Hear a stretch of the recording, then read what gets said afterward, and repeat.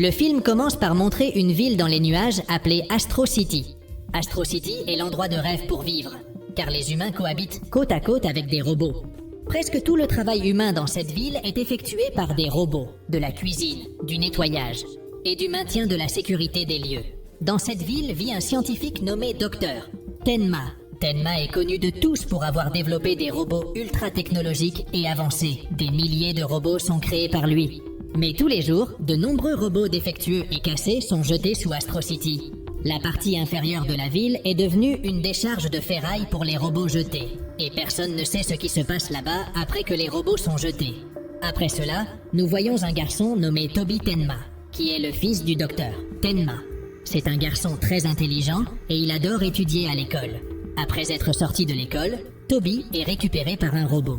Et quand il monte dans la voiture, Toby voit un hologramme de son père qui lui dit qu'il n'a pas pu le récupérer à l'école car il assistera à un événement important avec le président de la ville. Après avoir entendu son père, Toby demande au robot de changer de route pour retrouver son père. Le robot refuse, mais Toby utilise son intelligence et fait changer la route au robot. Pendant ce temps, le docteur Tenma se dirigeait vers l'événement qui se tiendrait dans un ministère de la science. Là, il rencontre le président de la ville, nommé Stone. À ce moment-là, Toby arrive sur les lieux et retrouve son père. Son père le gronde et lui demande de partir. Mais le président Stone lui dit de rester. Cependant, réalisant que Toby était très astucieux, Stone le gronde et ordonne à ses soldats robots de l'emmener ailleurs. Pendant ce temps, un docteur nommé Elefun présentait dans un séminaire un noyau bleu d'énergie. Les gens sont impressionnés et Elefun explique que ce noyau est une nouvelle source d'énergie puissante. À ce moment-là, le docteur Tenma et le président arrivent au séminaire et écoutent ce que le docteur Elefun avait à dire sur le noyau. Le docteur explique également qu'en plus du noyau bleu, il existe aussi un noyau rouge qui est plus instable et pourrait causer des effets néfastes s'il est utilisé. Soudain, les soldats robots saisissent les cylindres avec les noyaux et Elefun se fâche. Le président apparaît et ordonne aux soldats de remettre les cylindres à leur place. Elefun demande au président pourquoi il a fait cela. Et le président dit qu'il veut avoir un motif pour sa réélection en utilisant les découvertes des noyaux à son avantage. Tenma et Elefun acceptent de satisfaire les désirs du président, car toutes leurs recherches sont financées par le gouvernement local. Pendant ce temps, Toby était emmené dans une pièce étroite. Par un robot garde, Toby supplie le robot de ne pas l'enfermer dans la pièce. Et à ce moment-là, l'enfant prend secrètement une carte du robot et finit par être enfermé dans la salle. Finalement, le robot se distrait avec une femme, et Toby saisit l'occasion pour ouvrir la porte et sortir de l'endroit. Pendant ce temps, Elefun emmène le président dans une zone où ils allaient tester les noyaux, dans un robot appelé Pacificateur. Ce robot serait utilisé par le président pour être présenté au public et ainsi obtenir la réélection. Le docteur Tenma dit de placer le noyau bleu dans le robot. Mais à ce moment-là, le président intervient et dit de placer le noyau rouge, car il pense que ce noyau rendra le robot beaucoup plus fort. Les scientifiques refusent, mais le président insiste et il fait lui-même en sorte que le robot prenne le noyau rouge. Dès que le noyau rouge est inséré, le robot commence à effectuer des tests, se défendant contre les attaques de drones robots. À ce moment-là, Toby apparaît dans la salle d'essai et est impressionné par le pacificateur. Soudain, le robot sort de contrôle et commence à courir vers le président pour l'attaquer. Le docteur Tenma parvient à arrêter le robot en utilisant une porte de secours, mais sans qu'il s'en rende compte, son fils Toby se retrouve piégé avec le robot. Son père entre dans la panique et essaie d'ouvrir la porte, mais celle-ci présente un défaut, et à ce moment-là, le robot utilise l'énergie du noyau rouge, faisant disparaître Toby dans un éclat de lumière. Ensuite, le robot utilise son pouvoir pour faire fondre la porte, et les soldats du président tentent de le vaincre.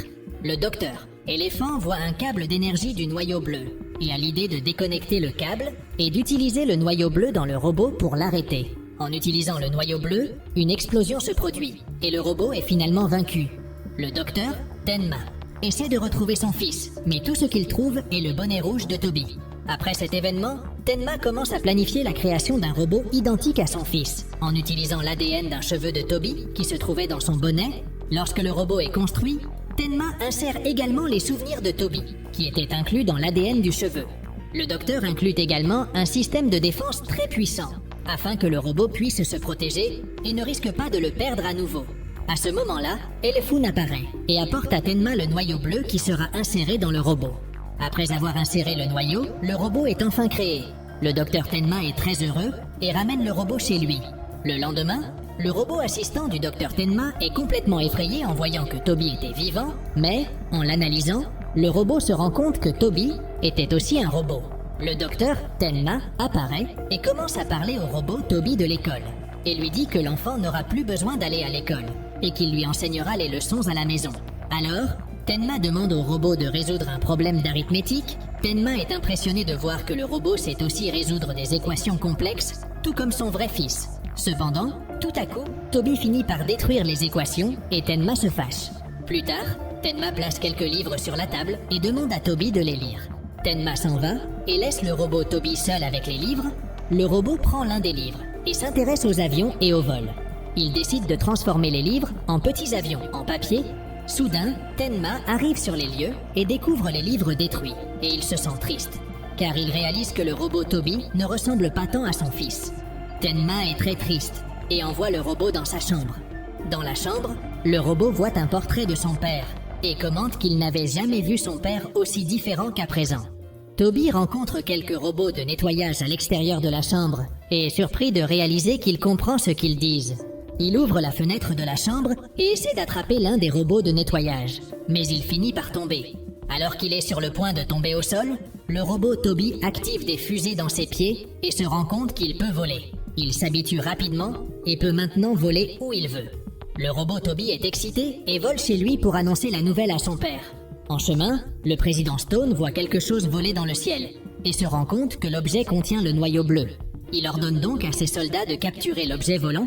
En arrivant chez son père, le robot Toby écoute secrètement la conversation entre Tenma et Elephun. Il entend les deux discuter de lui, et Toby décide d'entrer dans la salle pour découvrir de quoi parle la conversation. Elephun lui explique qu'il n'est qu'un robot, et qu'il a les souvenirs du véritable fils de Tenma. Tenma dit qu'il ne le veut plus, et qu'il ne le considère plus comme son fils. Toby est très triste, et s'échappe de l'endroit. Toby se retrouve seul et en s'analysant, il se rend compte qu'il est vraiment un robot, et qu'Elephun disait la vérité. Soudain, les soldats du président apparaissent et l'entourent. Alors qu'il s'apprêtait à l'attraper, le robot s'échappe en utilisant les fusées de ses pieds.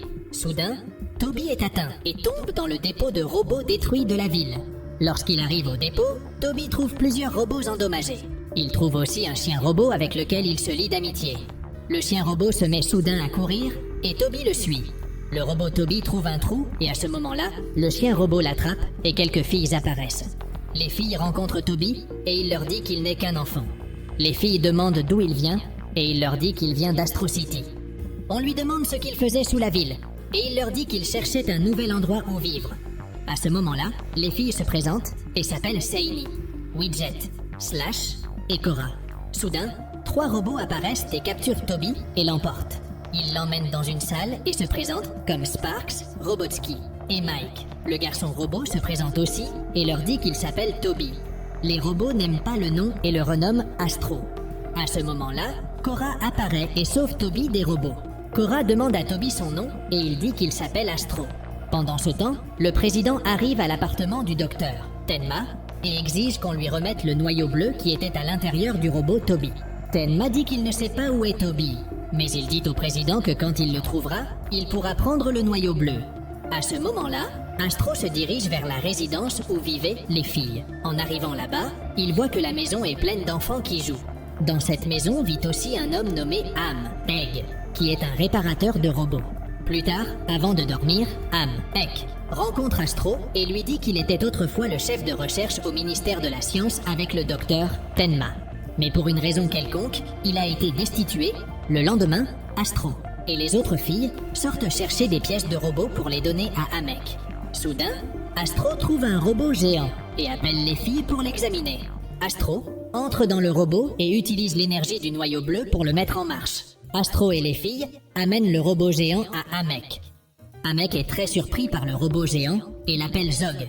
Ensuite, il utilise un dispositif de détection d'énergie et par accident le dirige vers Astro et se rend compte que l'enfant est aussi un robot.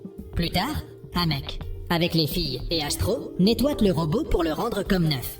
Cette nuit-là, Astro voit Cora essayer de passer un appel, mais son téléphone n'a pas de signal. Astro prend le téléphone et, en utilisant ses pouvoirs du noyau bleu, parvient à restaurer le signal du téléphone. Elle essaie d'appeler la maison de ses parents qui étaient à Astro City, mais ils ne répondent pas. Cora avoue à Astro qu'elle vient d'Astro City, mais elle ne voulait pas que les autres filles le sachent. Astro comprend sa situation et promet de garder le secret. Le lendemain, une compétition de robots aura lieu où les robots s'affrontent et ils emmènent Zog pour se préparer à la compétition. Astro commente qu'il pensait que Hamek aimait les robots, mais Hamek dit que les robots sont toujours des pièces attendant de devenir des déchets. C'est pourquoi ils les font se battre entre eux. À ce moment-là, Hamek, qui savait qu'Astro était un robot, l'électrocute avec un dispositif qu'il a pris au docteur Tenma. Astro s'évanouit et quand il se réveille, il se rend compte qu'il est dans l'arène où les robots allèrent se battre. Soudain, un robot dangereux apparaît et Astro le bat facilement.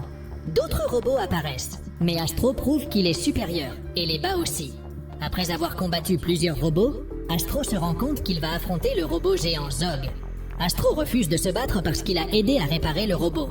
Zog comprend les sentiments d'Astro et ne l'attaque pas. Hamek se fâche parce que Zog n'attaque pas et l'électrocute lui et Astro. En voyant qu'Astro était blessé, Zog se fâche et se dirige vers Hamek pour l'éliminer. Lorsque Hamek était sur le point d'être vaincu, Astro apparaît et le sauve.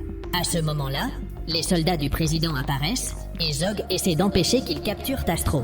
Astro se rend compte qu'il ne vaut pas la peine de continuer à fuir et se rend, étant emmené loin. Après l'arrivée d'Astro dans l'appartement du docteur, Tenma. Le président l'emmène immédiatement dans la salle de recherche du docteur.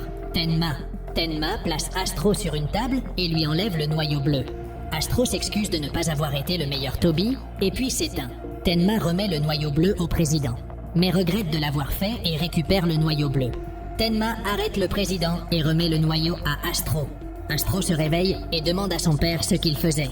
Tenma lui dit qu'il se peut qu'il ne soit pas le vrai Toby, mais qu'il reste son fils. Astro utilise ses fusées et s'échappe du lieu. Le président se met en colère et ordonne l'arrestation d'Elefun et de Tenma. Il dit aussi qu'il utilisera le noyau rouge pour réactiver le pacificateur et l'utiliser pour capturer Astro. Le président place ensuite le noyau rouge dans le pacificateur et le robot s'allume. Le président lui ordonne de capturer Astro. Mais à ce moment-là, le robot finit par absorber le président et tout le monde s'enfuit pour se sauver. Le robot absorbe ensuite tous les objets autour de lui et devient très puissant. Pendant ce temps, Astro rencontre les robots de nettoyage et leur parle. Soudain, Astro voit que la ville est attaquée et s'envole vers elle. En arrivant dans la ville, Astro rencontre le pacificateur et s'enfuit parce que le robot veut l'attaquer.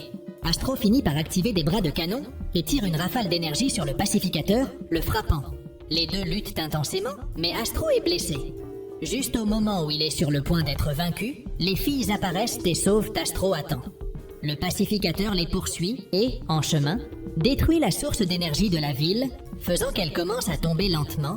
Astro vole sous la ville et, en utilisant toute sa force et ses fusées, parvient à faire atterrir la ville en toute sécurité. Après que la ville ait atterri avec succès, Astro continue son combat contre le pacificateur. Le pacificateur finit par capturer Astro et l'emmène à l'intérieur de son noyau rouge pour l'absorber. Heureusement, le noyau bleu et le noyau rouge se repoussent. Et les deux sont projetés loin. Astro tombe dans l'appartement du docteur Tenma et retrouve son père. Il demande à son père pourquoi le pacificateur ne l'a pas absorbé. Et Tenma lui dit que si les deux noyaux se rejoignent, les deux seront détruits. En entendant cela, Astro a l'idée de fusionner son noyau avec celui du pacificateur. Tenma essaie de l'arrêter, mais le robot vole immédiatement vers le noyau rouge du pacificateur. Les deux se fusionnent et le pacificateur explose. Presque toute la ville est détruite, mais les gens survivent et remercient Astro de les avoir tous sauvés.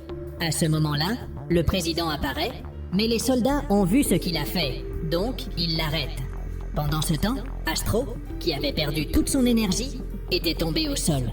Tout le monde est triste, y compris le docteur. Tenma, Zog, apparaît aussi et dit qu'Astro lui a sauvé la vie en utilisant le noyau bleu. Zog propose d'aider Astro et utilise un peu de l'énergie du noyau bleu pour sauver la vie d'Astro. Astro se réveille et il est heureux d'être en vie et d'être avec son père. Dans la scène finale, Cora retrouve ses parents et ils s'enlacent. Peu après, des extraterrestres apparaissent dans la ville et tirent des rayons laser de leurs yeux. En voyant cela, Astro se prépare à se battre contre les extraterrestres et le film se termine. Si tu as aimé cette vidéo, n'oublie pas de t'abonner à la chaîne, de liker et profite pour voir d'autres résumés incroyables qui sont disponibles pour toi. Je te dis au revoir pour l'instant et on se voit dans la prochaine vidéo.